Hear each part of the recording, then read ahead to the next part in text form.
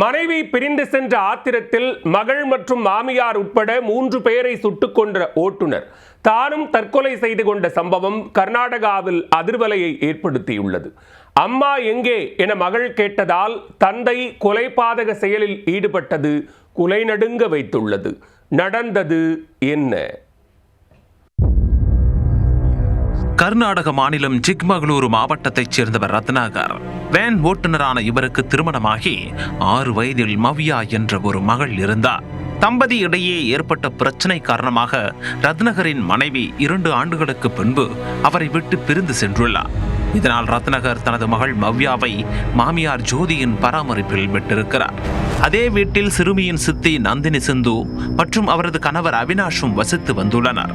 இந்த நிலையில் பள்ளியில் சிறுமி மவ்யாவின் நண்பர்கள் உனது அம்மா எங்கே என அடிக்கடி கேட்டிருக்கின்றனர்.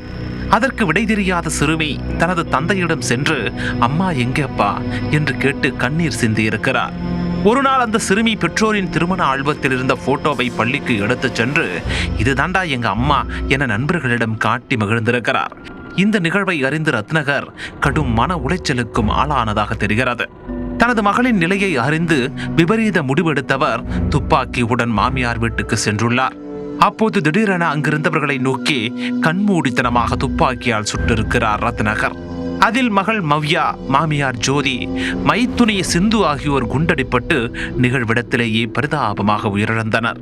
சிந்துவின் கணவர் அவினாஷ் காலில் காயங்களுடன் உயிர் பிழைத்துள்ளார்.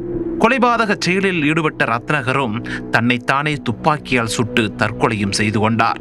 முன்னதாக தான் விபரீத முடிவெடுத்ததற்கான காரணம் குறித்து வீடியோ ஒன்றையும் அவர் வெளியிட்டுள்ளார். அதன் அடிப்படையில் போலீசார் வழக்கு பதிவு செய்து விசாரணை நடத்தி வருகின்றனர். ஒரே குடும்பத்தைச் சேர்ந்த 4 பேர் உயிரிழந்த சம்பவம் சிக்மகளூருவில் பெரும் சோகத்தை ஏற்படுத்தியுள்ளது.